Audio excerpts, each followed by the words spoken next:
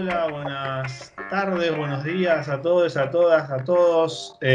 No hay una definición horaria para quienes nos escuchen porque vamos a salir una vez por semana aproximadamente en la red de Chico Méndez. Así que, bueno, le damos la bienvenida a esto que trataría de ser una especie de contenido auditivo para ir charlando, discutiendo respecto de todo lo que sucede en el ambiente aquí en nuestro país y en el resto del mundo, cuáles son las temáticas de coyuntura para ir desglosándola.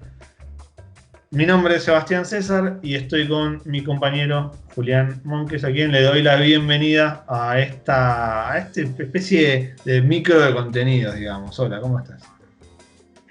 Hola Seba, ¿cómo andas? ¿Todo bien? Hola a todos. Bien, bien. Bueno, como durante la semana esta, que es la que va los primeros 10 días de agosto, digamos, para hacerlo un poquito más extendido el tema de la semana, la idea es hablar de la ley de humedales.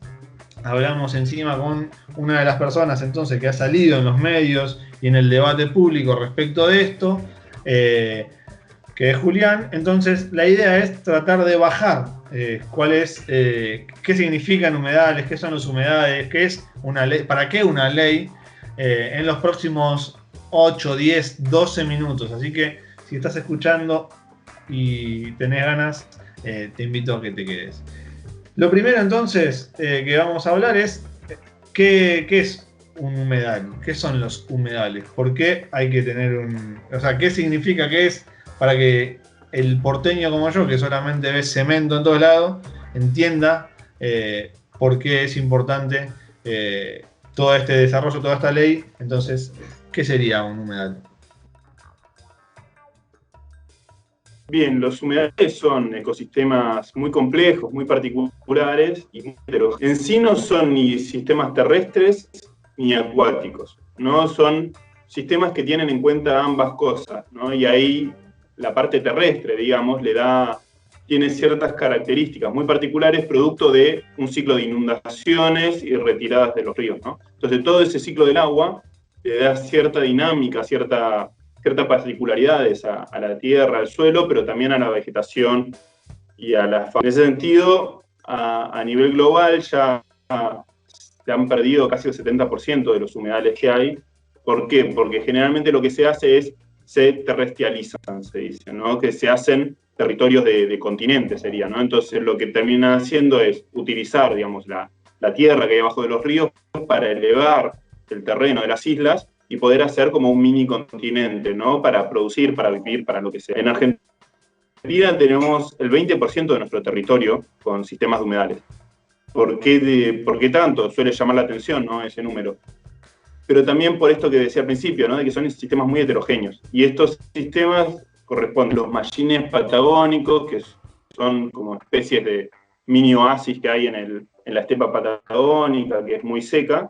También son las turberas de Tierra del Fuego, son los salares de altura de Jujuy, que muchos seguramente hicieron turismo por allá, y es toda la región del NEA, ¿no? donde hay muchos sistemas de este tipo. En particular se destacan los esteros del Iberá y el delta del Paraná. Sí, digamos, una persona que vive acá en Capital, digamos, además ponerle que haya ido al salar en Jujuy, digamos, pero por acá cerca podemos ver humedales o algo. O sea, entiendo que son cosas geográficas, digamos, y que son cosas geográficas que tienen diversas formas, que una puede ser un salar y otra puede ser algo húmedo. O sea, ¿por dónde podría encontrar un humedal para identificarlo, además de esos dos, por acá, por Buenos Aires? Por acá digo, porque yo soy, como dije antes, porteño céntrico, me parece a veces. Bien.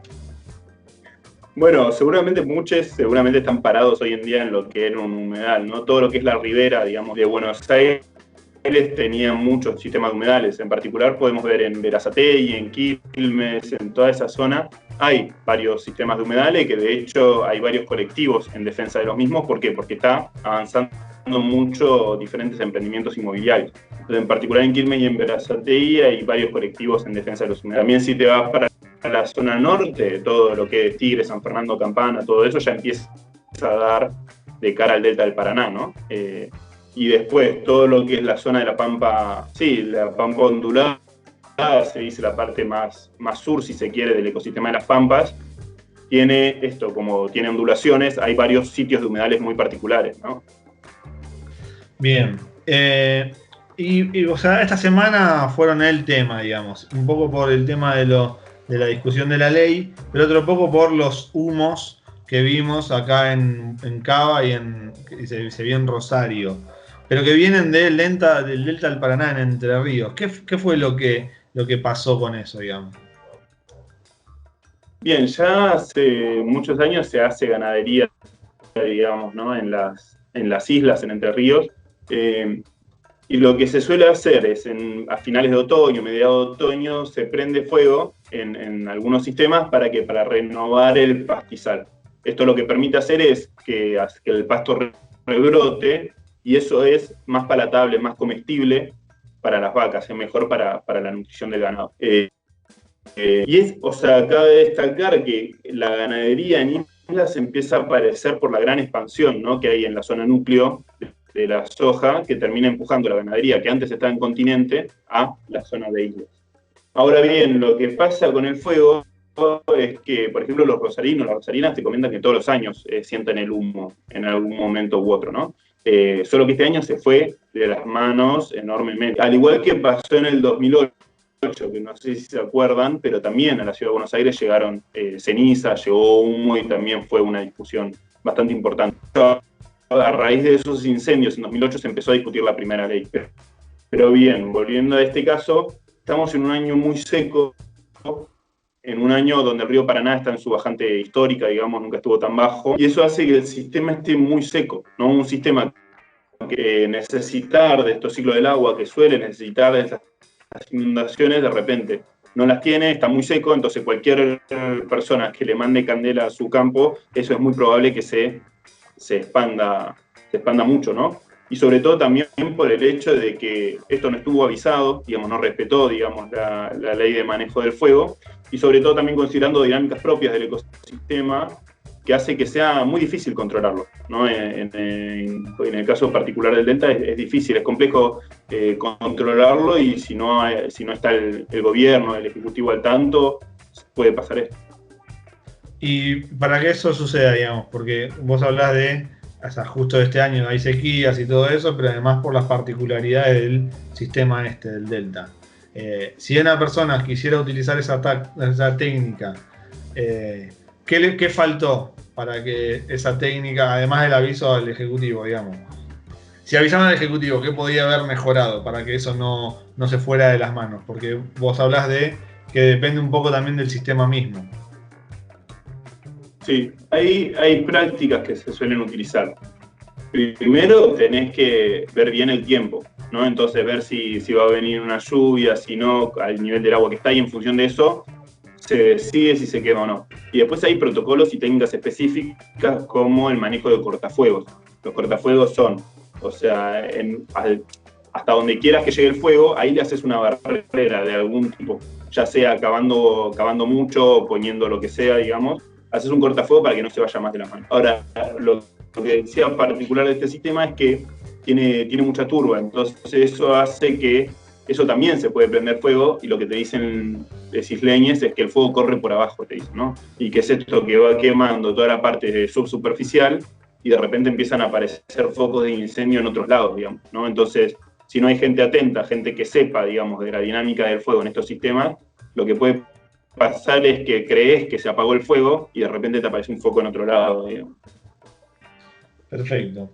Entonces, lo que hicieron en algún punto, o el motivo de lo que sucedió, tiene que ver con cuestiones que van por fuera de la legalidad, digamos. O sea, hicieron algo que no estaba regulado, y eso debería tener algún tipo de pena, algún tipo de peso, de pena, digamos, de multa. O sea, están rompiendo una regla, digamos. Sí, el ministro de Ambiente inició, digamos, una causa penal contra los propietarios o quienes estaban usufructuando la tierra, ¿no? Con algún alquiler, sí, hicieron una denuncia penal basándose en que infringieron esta ley, ¿no? Y una nueva ley que regularía, que protegería, digamos, para qué serviría una nueva ley o qué aspectos debe cuidar la nueva ley, digamos. Bien. La nueva ley, a ver, como toda ley que regula o que busca conservar los recursos naturales o los bienes naturales, son leyes de presupuestos mínimos, se dice, ¿no? Entonces lo que se hace a nivel nacional es establecer un piso de criterios para que cada provincia conserve y ordene, digamos, el territorio de esos ecosistemas. Lo que debería hacer esta ley es básicamente hacer primero un gran inventario, ¿no? Que hoy en día el inventario está a una escala muy, muy grande, ¿no? Entonces hay que reducir esa escala, hay que poder hacer un inventario más concreto. Y después, una vez que está el inventario, sucede el ordenamiento, que ese es el ordenamiento a nivel provincial del que hablaba recién, ¿no? Si bien el inventario es a nivel nacional, el ordenamiento es provincial. ¿Por qué? Porque los recursos son de las provincias por el artículo 124 de la Constitución. Ahora, la idea de ese ordenamiento, los criterios mínimos que se plantean para ese ordenamiento es que haya zonas que por sus características, por su biodiversidad, por su dinámica propia, sean conservadas, ¿no? Porque son muy frágiles o muy importantes, entre comillas, desde el punto de vista de la biodiversidad. Entonces, esas zonas sí dejarlas con conservación más estricta. Y después lo que debería pasar es que en el resto de los humedales se ordene o se planifique la producción y la forma de habitarlo, ¿no? Entonces esto te implicaría tener diferentes colores o diferentes categorías por cada humedal, donde te indiquen qué se puede hacer y qué no se puede hacer. No una zona capaz un poco más estricta, donde por ejemplo solo se puede hacer producción agroecológica o ganadería de bajo impacto o lo que sea, y después una zona más laxa, donde ahí sí ya se pueda, por ejemplo, habitarlo, ¿no? Urbanizarlo para habitarlo, pero siguiendo algunos protocolos, ¿no? La idea es hacer esto, un gradiente, digamos, del impacto de la transformación que se pretende del humedal, para ir desde zonas de conservación estricta hasta zonas donde hay producción, pero regulada. Y los humedales son el 20% de la superficie de nuestro país, digamos. Entonces, si bien afecta a todas las personas que están involucradas en la parte económica de ganadería y agricultura, me imagino que tiene algún impacto lo que sucede el buen uso o el buen manejo o el mal manejo a otro tipo de población que esté por fuera de esa que lo utiliza como medio de producción, digamos. ¿Esto es así o estoy divagando, digamos? Estoy imaginándome cosas que no suceden. ¿Afecta a la vida de otras personas el mal uso o el descuido respecto de las técnicas que se utilizan en los humedales?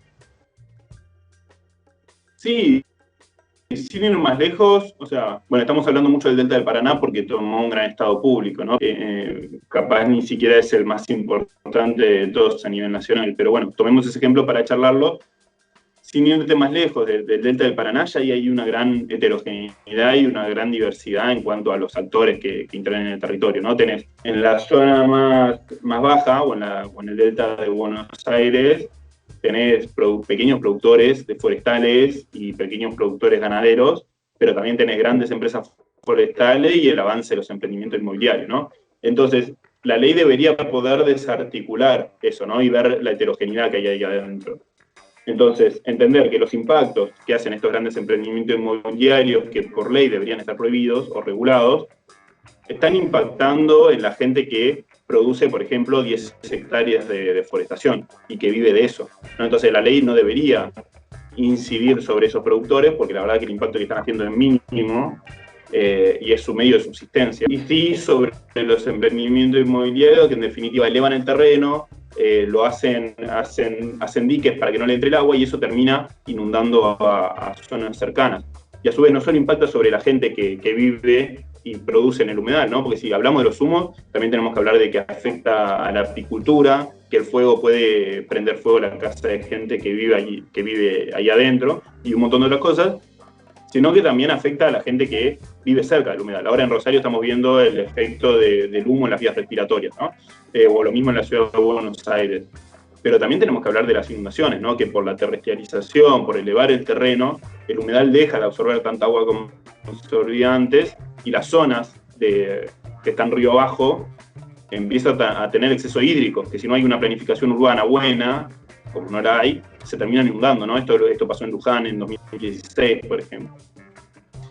Perfecto, sí, bueno, a eso también apuntaba entonces, lo del tema de las inundaciones y cómo nos afecta también a toda la ciudadanía, porque después pasa esto, que se inunda La Plata, estamos todos preocupados, la solidaridad parece que es algo inevitable, que es una inclemencia del tiempo y tiene mucho que ver con cómo como sociedad trabajamos o tratamos a nuestro ambiente y cómo eso después va afectando a todo tipo, a la totalidad de la población, no solamente a esta gente. Bueno, ¿queda algo por agregar? Yo creo que ya con eso hay una explicación bastante concreta de por qué la importancia de la ley, de qué son los humedales. No sé si vos te queda algo por decir. No, simplemente esto, remarcar lo último que decía, que desde nuestro paradigma entendemos que la salud del ambiente y la nuestra es una sola, ¿no? Entonces, cuanto más impactos, eso es una espiral que nos devuelve, ¿no? El impacto a nosotros, pero no entendido a nosotros como un todo, sino justamente a las clases populares, a las mujeres, a los pueblos originarios, a las comunidades indígenas, porque pasa esto, ¿no? La gente más expuesta o más vulnerable es la que termina sufriendo los impactos que se devienen de una mala utilización de estos ecosistemas y que terminan siempre siendo el grupo pequeño que busca reproducir sus ganancias a toda costa, ¿no? Y donde privatiza los beneficios pero socializa los costos. Bueno, aquí terminamos entonces uno de los envíos respecto de la humedales, ley de humedales, en nuestro espacio que es el espacio Chico Méndez. Así que nos pueden seguir por nuestras redes Facebook e Instagram y espero próximamente Twitter para ver todos este tipo de contenidos que vamos a ir sacando semanalmente. Bueno, muchas gracias Juli y nos encontramos en la próxima. Dale, no se va, chao a todos.